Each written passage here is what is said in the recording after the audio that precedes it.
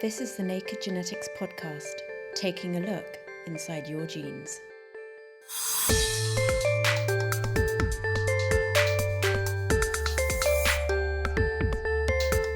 For centuries, enthusiastic breeders have been selecting plants and animals with desirable genetic traits, changing many species almost beyond recognition.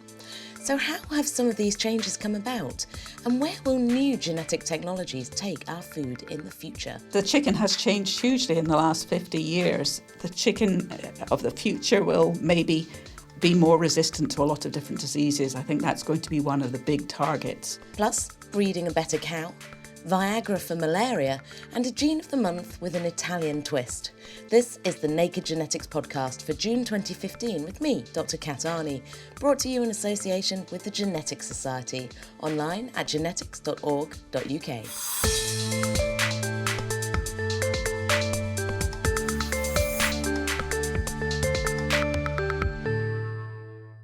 This month, with a slightly sore throat, I'm continuing my reports from the Genetics Society Spring Meeting, Breeding for Bacon, Beer and Biofuels, held up at the Roslin Institute in Edinburgh, birthplace of Dolly the sheep.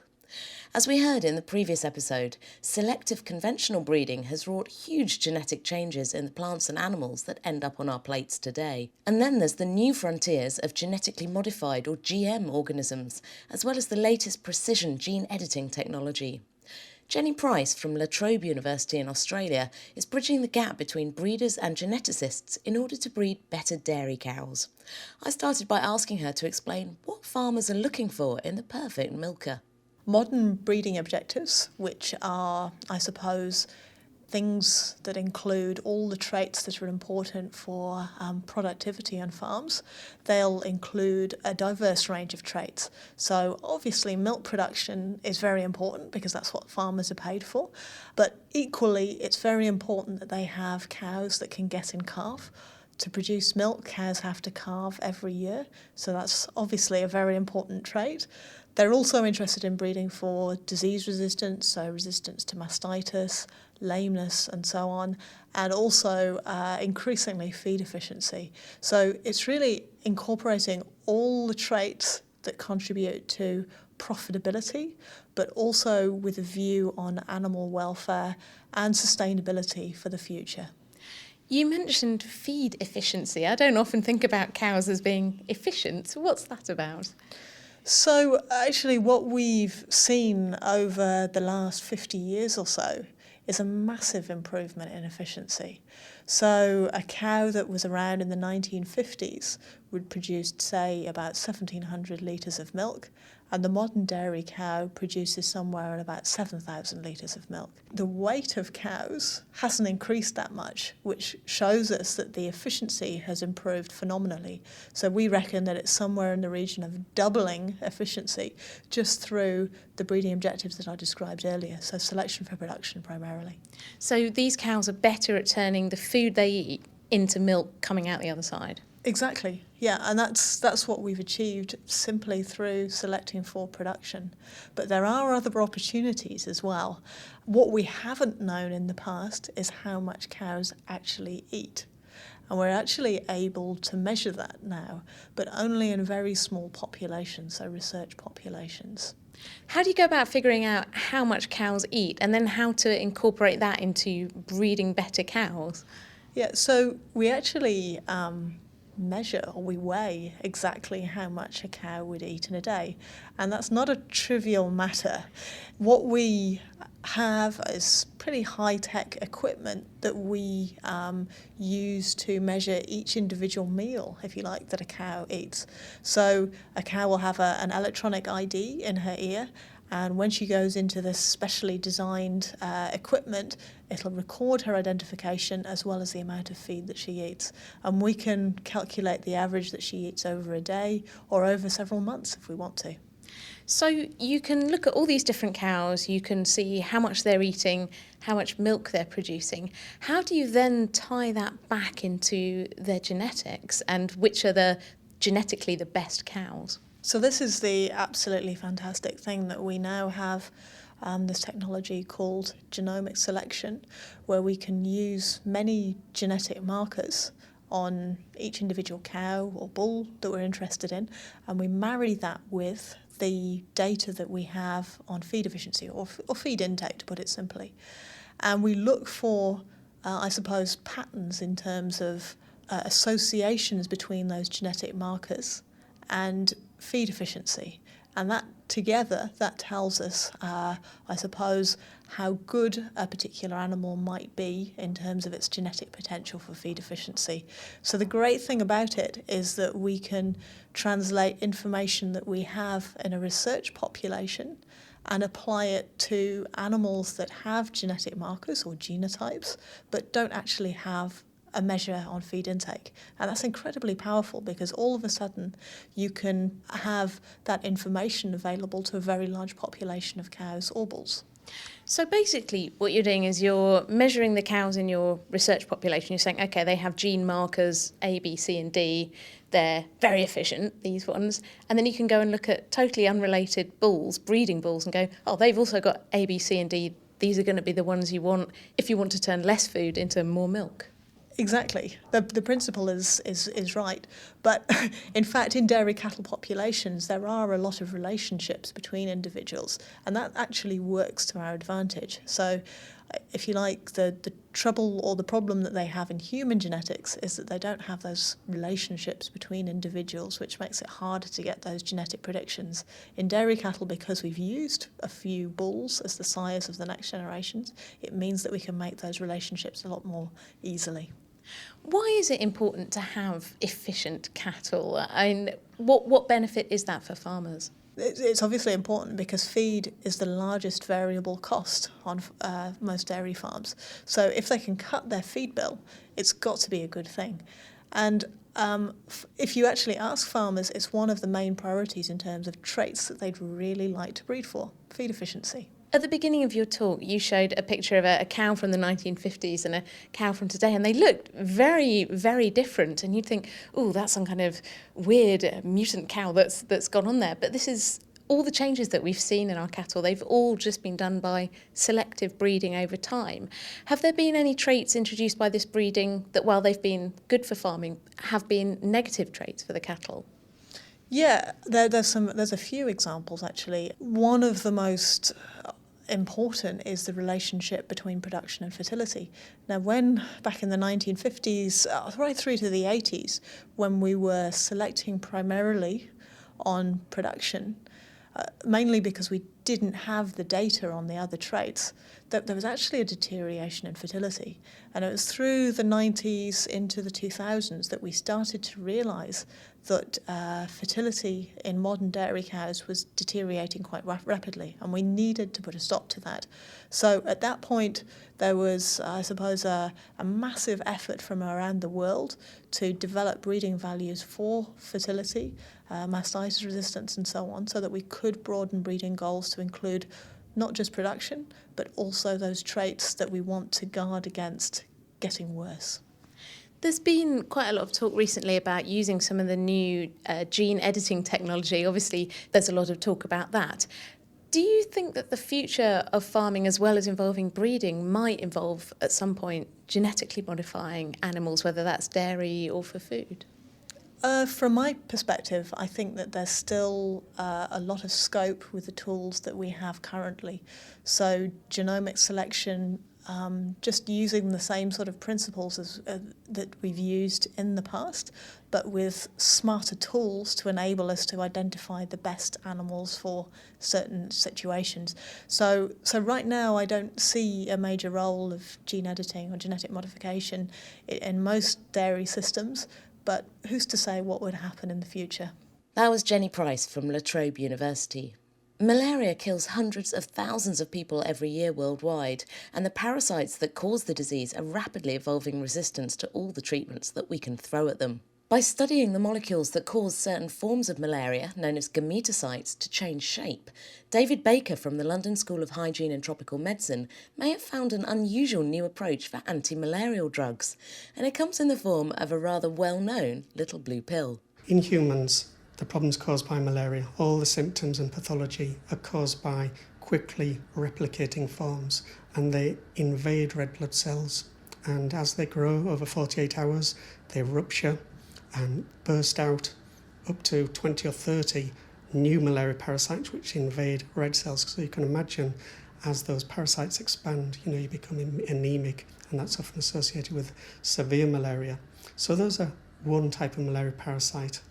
Now, for reasons we don't understand very well, some of those malaria parasites, when they invade red blood cells, turn into sexual forms, male and female gametocytes, we call them. We call them that because they're the precursors of gametes, because when they get into the mosquito, the male and females fertilise to continue the cycle. So those gametocytes, they don't divide in the human, they simply mature over about 2 weeks. These sexual forms, as male and female malaria parasites, they get quite large and crescent shaped, and normally if a red blood cell becomes misshapen like that, it would be filtered out by our spleen in our body. They need to hide in the body to stop being cleared by the immune system and the spleen, and they do that when they're very young. They go into the bone marrow and hide, and it's only when they mature that they become flexible and they enter the circulation. And once they're flexible, they're safe from the spleen because they can squeeze through the capillaries in the spleen and circulate throughout the body. So when the mosquito takes a blood meal, it will take up some of these gametocytes so that the gametes can fertilise inside the mosquito and continue the cycle. And so what we wanted to understand was exactly how it becomes flexible. So we focused on a particular signaling molecule called cyclic AMP, and we wanted to ask the question, does cyclic AMP make these sexual cells, these males and females, become flexible to allow them to circulate in the bloodstream? So how did you go about investigating that? How does a molecule, cyclic AMP, how does that change the shape of these parasite cells? Right, that is a very good question, and really it's a next step for us to understand the mechanism, how it happened. But the first step was just to ask whether it happened or not. So we used 2 ways in the lab to find out whether increased levels of cyclic AMP made these sexual cells become flexible. So one approach we took in my lab, we knocked out a gene encoding an enzyme called a phosphodiesterase in the malaria parasite. Normally phosphodiesterase enzymes degrade this cyclic AMP signal, so when we deleted the gene, the levels of cyclic AMP went up as we would have predicted. And so lo and behold, when we knocked out this gene, the gametocytes became less flexible. So normally low levels of cyclic AMP is keeping them bendy, and when it rises up, they become stiff and rigid. That's right. That was the problem. When we raised the cyclic AMP levels due to knocking out that gene, instead of becoming bendy, they became stiff, essentially. And the other way we raised the cyclic AMP levels was to use small molecule inhibitors of phosphodiesterases. So we used several, and one of the ones we used was Viagra. Now that's quite a well-known inhibitor of phosphodiesterases that's used to treat male erectile dysfunction. And so here we had a situation where by increasing cyclic AMP levels with Viagra, we could make these sexual cells, malaria parasites, become stiff as well. In a human, if that happened, if those mature gametocytes became stiff, they'd be filtered by the spleen and inactivated, and you wouldn't get any transmission. And was there a little bit of sniggering in the lab when you sort of realised that what was going on? Yeah, absolutely. And always when we mention we're working with Viagra in the lab, people sort of have the odd snigger, so absolutely. And Catherine came up with the good headline that it made gametocytes stiff, so yes. That was David Baker from the London School of Hygiene and Tropical Medicine.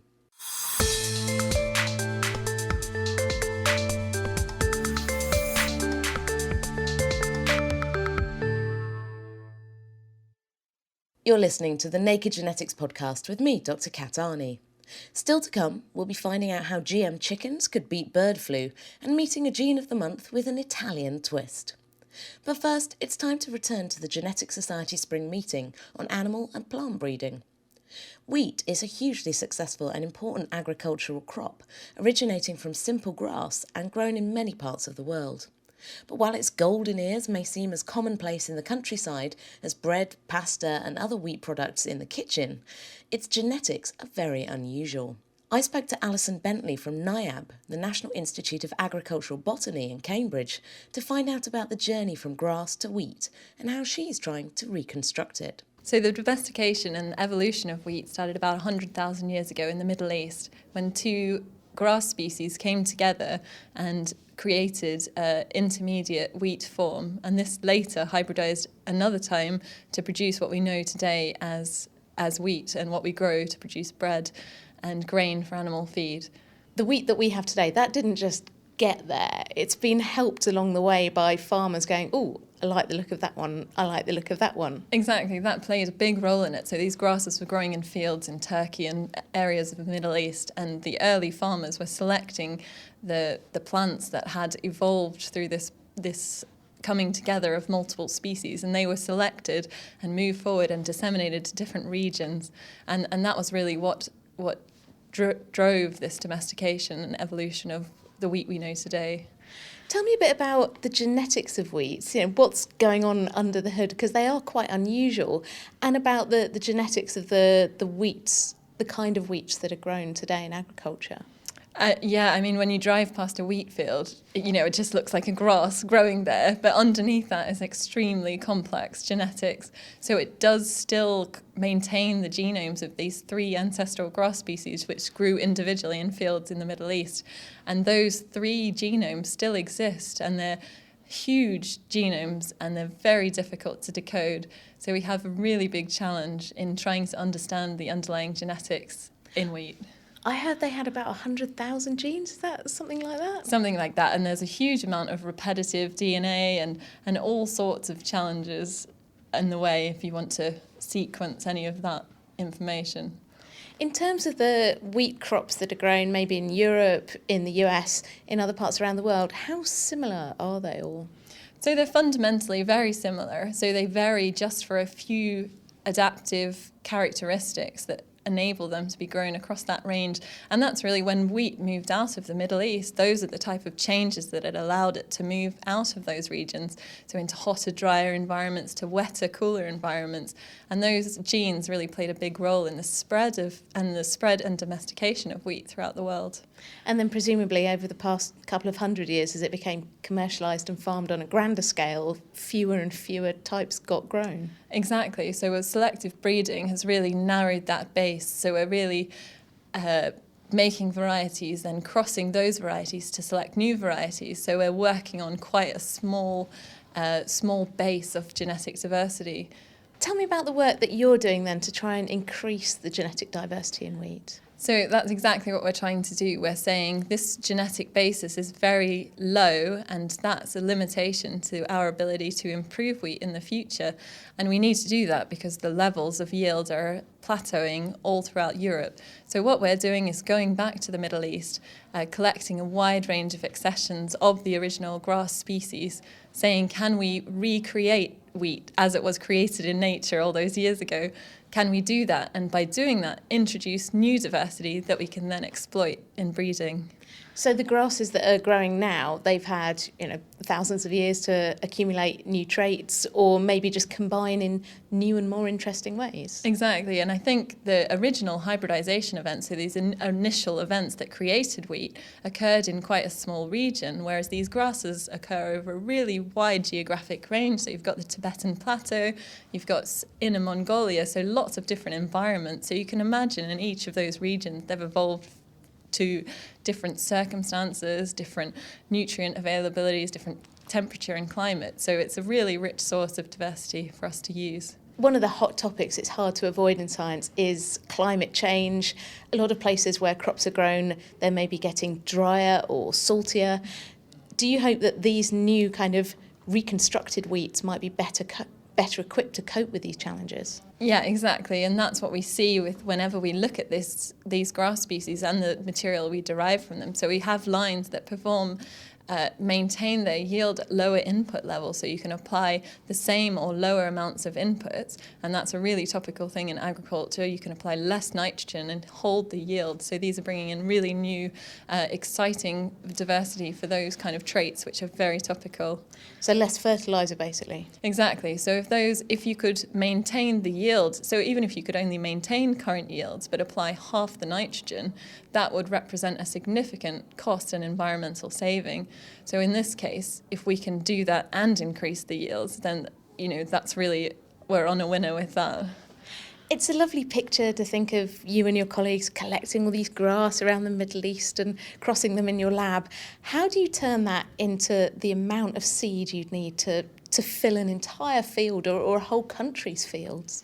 Yeah, so there's definitely that issue of scaling and the time it takes to do that in wheat. So we have what we call a pre-breeding pipeline where we move the material through from those initial crosses in the glasshouse, doing all that really fine scale work. And then we have the ability to scale that up fairly quickly to material which we can disseminate to other people and that they can grow and assess as well. In a recent podcast, we had a discussion about intellectual property, particularly around crops and agriculture, and whether there should be patents and these kind of things on crops. Are the strains that you're coming up with the kind of things that could be patented, that companies could still control? Not really. So there's a treaty governing the use of wild relatives, and they belong essentially to the country in which they were collected, and they can't be directly commercialised on. And the project that we work on, funded by BVSRC, in that project, all the material we create is completely IP free. So none of the data, none of the material is held or owned by anyone. So we're freely distributing that material, really with the view that it can be used to improve UK wheat and wheat more widely. So it's really what we call public good plant breeding. So we're producing resources that are then freely available for people to use. NIAB's Alison Bentley there. Every year, roughly 10 chickens are raised for every human on the planet, and these birds are a vital source of protein, not just for eggs, but their meat too. Wings. But avian flu, or bird flu, is a big problem in many regions, putting chickens, farmers and the wider population at serious risk. Helen Sang from the Roslin Institute in Edinburgh has dedicated her career to developing genetically modified chickens with the hope that they can be made resistant to avian flu. So we're really interested in disease resistance. So there are all these billions of chickens, and because we keep so many of them, there are a number of diseases that can wipe them out. And one of those diseases is avian influenza or bird flu. And I've been working for some years now with Lawrence Tiley at Cambridge University to try and generate genetically modified chickens that are resistant to bird flu.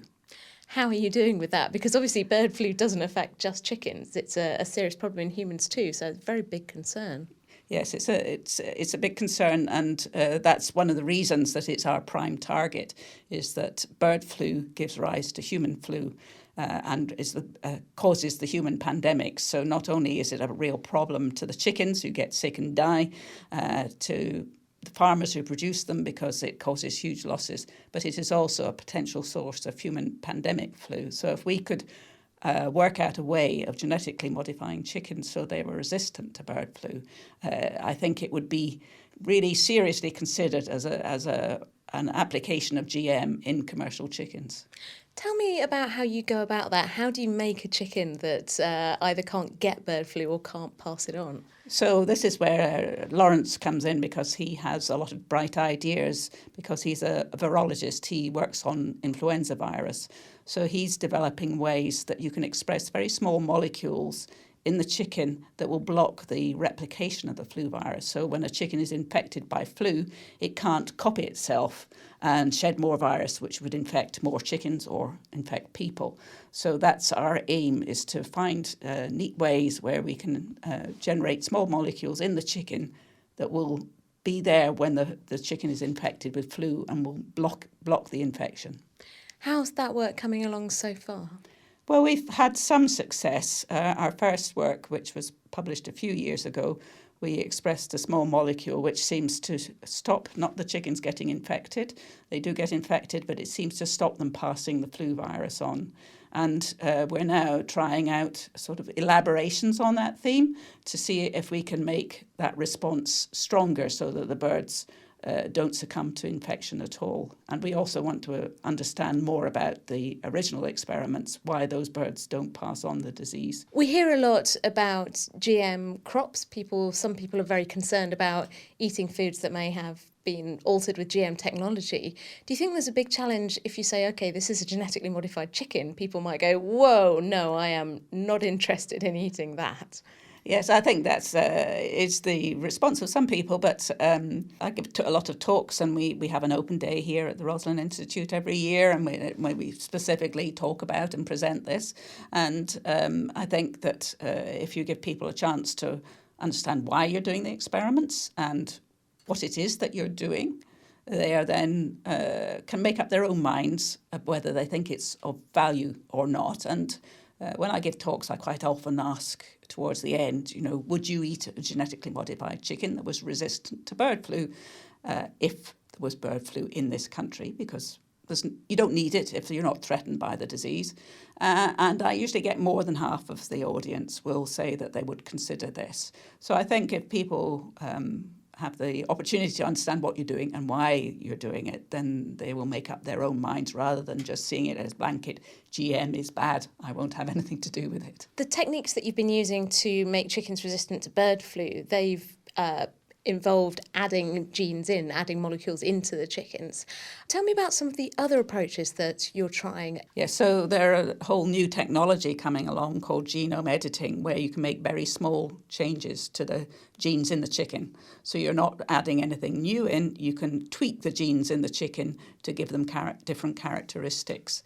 And this is very new technology. So we know that it's likely that maybe one breed of chickens will be not with flu, I don't think, but with some other diseases that affect chickens only, not humans as well, that they may have a copy of a gene that makes them resistant to infection with that disease, but that our commercial chickens don't have that copy of that gene. They have a different version and they're still susceptible to the disease.